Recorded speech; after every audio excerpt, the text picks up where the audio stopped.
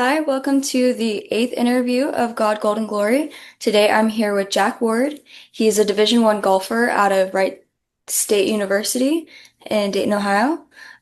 So just to get started, how'd you first get into golf? So thanks for having me, first of all. I'm excited to come share a little bit about my faith and my sport.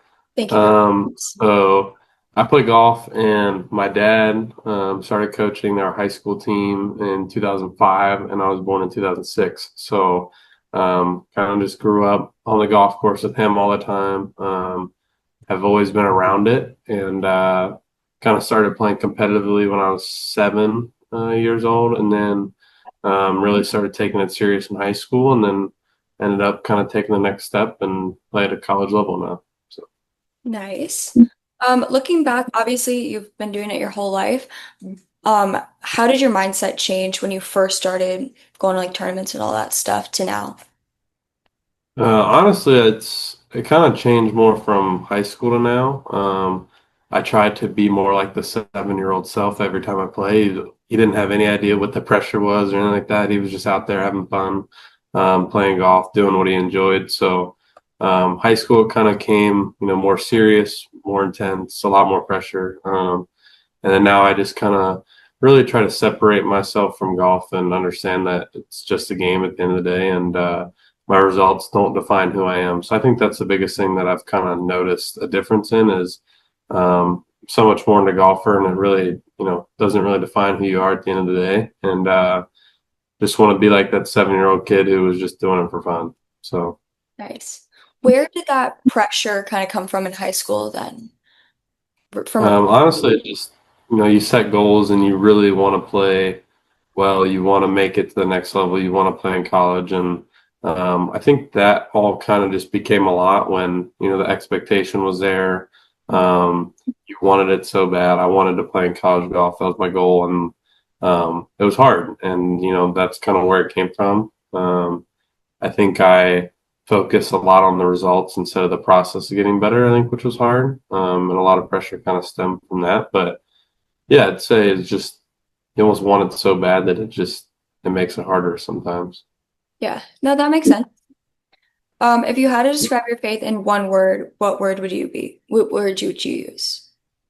I'd probably say trust. My favorite verse is Proverbs 16:9.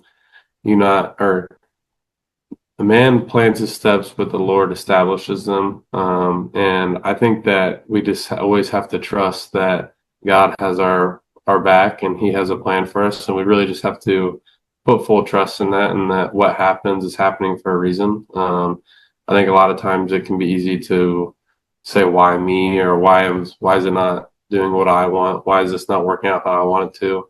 And really just trusting that God has a plan for you. So I'd say that's my biggest thing is just trusting his plan and trusting that there's always a bigger picture that you may not know yet. Nice. Okay. Can you tell me a little bit about your faith background? Like how were you raised? How'd you come to your beliefs? Yes, I've been kind of raising it my whole life. I can't remember, it's kind of like golf too. I can't really remember a time where I wasn't playing golf or I wasn't practicing faith. I just kind of grew up in it. So I went to a Catholic school and kind of did all the sacraments as I got older. And so yeah, I've kind of always just been a part of my life, I'll say. But kind of my senior years when I started really like, you know, taking more initiative in my faith, my junior, senior year. And I really was like, okay, this is something that I want to really focus on and make a priority in my life. And that kind of just stemmed from getting more involved in my church. That makes sense. Um, so what kind of when did you start going to Catholic school? Was that high school or was that all of like So I went from, I'm gonna turn my light on. Hold on. I don't know why. There we go. So I went to a Catholic school, kindergarten through sixth grade, and then I ended up actually switching to a public school. okay. And I went to a public school in high school, but I think just setting the foundation when I was younger from kindergarten, really to third grade is kind of when I felt like I had got a really good foundation. And then I went to high school and was able to like kind of carry that into my life. So I didn't go. I went to a public school in high school. Like I said, I think the foundation that I set when I was younger really just helped me kind of establish a good spot. Yeah, that makes sense. So, were you an athlete first or a person of faith first? Like I said, I don't know my life any like I've had it my entire life, both of them. As long as I can remember, I was playing golf or playing basketball or something, and then as long as I can remember, I was going to church with my family on Sundays. So I'd say kind of like I don't really know. I'd say that as I picked up the intensity in sports, I also kind of my faith grew a little bit. Like I kind of had a similar journey with that where um, it didn't just become routine, and I wanted to be more involved in my faith and my sports. And I'd say that kind of picked up during high school. Yeah, I can't really remember a time in my life where I wasn't an athlete or I wasn't following faith. So, Yeah. So because you are saying at the same time you kind of started leaning more into golf and your faith, how did um becoming stronger in your faith help with golf and stuff like that? I'd say really just I talked about results earlier and how I'd always get focused on results and talk about trusting God's plan and all that. I'd say that it really just kind of helped me understand that I'm way more than a golfer and I have a much bigger identity and I'm a person of faith and I'd say yeah, I just it helped me detach from golf a little bit, detach from those results, and understand that I have a bigger purpose. And I think that kind of helped me play better. I stopped worrying so much about my score and all that, and I really just kind of focused on being the best person I can be. The results kind of got better after that. Nice, I love that. How does religion show up in your day-to-day training? So I think a few things for this. God gifts everyone with different talents and abilities, and I feel like one of my talents he gifted me was obviously through sports, and I think um, understanding that I have the talent for a reason, and he gifted me this, and I should go use my gifts to the best of my abilities, and I think that's kind of something that um, I like to focus on because I have these gifts for a reason. He gave me these gifts. I'm going to go use them and hopefully make the world a better place with them, whether that be inspiring younger kids or being a good role model or, making connections, whatever it may be. Just understand that I have these gifts for a reason and I just don't like golf just randomly. I'm not just, here for just because like I have a purpose and I'm here and maybe a sport, but I think sports can be a lot more than sports sometimes. So just kind of remembering that always. And then also kind of when things are getting hard or, not seeing the results, just, trust that God's putting you in the right places and that if you trust his plan, the right things are going to happen. Nice. Are there routines, prayers, or rituals you use before a bigger tournament or tournaments in general? Yeah, I'd say, well, I use a ball mark, which is just a coin you carry around during a round and you use it. It's St. Patrick, which is my confirmation saint, and that just means a lot to me. Has a prayer in the back that I say before every round, and yeah, I'd say that I like to talk to God a little bit during my rounds too, and when things are hard, just look around and maybe not be playing the best, or maybe I am playing good, but just being thankful to be able to be out there and compete and have the opportunity to be there. Nice. When preparing, what role does faith play in your mindset?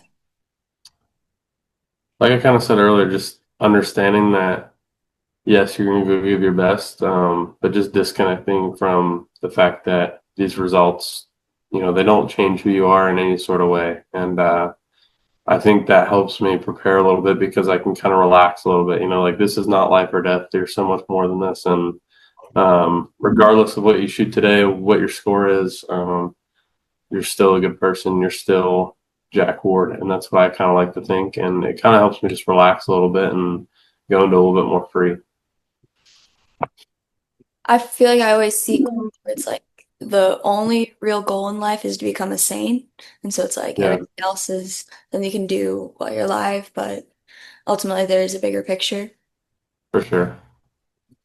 In such a tough sport, how do your beliefs help with pressure, nerves, or setbacks? Just understanding that, like you kind of said right there, like this is all just extra stuff that we are blessed to be able to do. So it can be really hard at times and all that, but at the end of the day, you gotta look at yourself in the mirror and be like, this is a fantastic opportunity. This is what some kids dream of. Not everyone gets to do this, and just kind of being able to not take it for granted and just look yourself in the mirror and be like, this is a blessing. And even if I do fail, just being here is really special. So I'd say, yeah, I mean, even in the tough times, you got to understand how good you have it sometimes and how blessed you are to be in the shoes that you are. Mhm. And I heard that you made it through some pretty tough cuts this year. And so, Yeah, last year I had some, hard times with, I wasn't playing good, was kind of in a funk, and um, was able to play my first tournament this year, and just that like satisfaction and understanding like you went through those hard times to make you better. I think in the moment when it's really hard and tough, um, you just kind of have to put your head down and understand like, hey, I'm going to keep working and it's going to make me better in the long run. And I think that's hard for a lot of people because they don't really see that. And it's easy to quit. It's easy to hang your head. But like I said, you're there for a reason. These things are happening for a reason. And to just be able to push through that can really give you some, you know, it puts you in a better spot down the road and make you a better person. yeah. Um, has there been a moment where faith carried you through injuries, doubts, or losses? Oh, that was weird.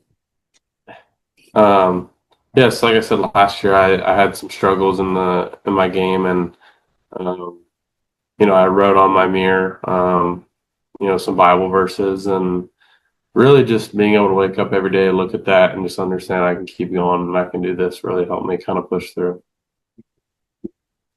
When you win, how do you connect faith to that victory? Just really like to, I think it's super easy for a lot of people to do when they win. They obviously are all, this is awesome. But really, I like to just be meaningful. And when I am praying and when I am doing this, like really understand how blessed you are to not only be in the shoes, but also have success. And I think trying to be present in those situations, like looking around and being like, man, this is really cool right now, instead of which I think a lot of people nowadays kind of forget that aspect. They're so tied into their phones and, social media and all this, but really just like stopping, looking around and being like, I'm really blessed to be here right now. I think is pretty powerful. And I really try to do that and when things go right and when they go wrong. So, obvious. And what about in losses? Do your beliefs change the way you process? Honestly, no, obviously it's harder to be thankful for when things go wrong. But like I said, at the end of the day, I'm playing Division One golf. I'm living a dream that I had a long time ago, and I like some of the things I see sometimes where it's, you know, you're living in a prayer that was answered right now. In high school, I used to pray all the time. Like I just want an opportunity to play in college. I would really like to make it to that next level, and then now I'm here. So really, just remember that and not take that for granted. Is there a story or moment we haven't touched on that best shows how religion and athletics intersect for you? Yeah, I'd say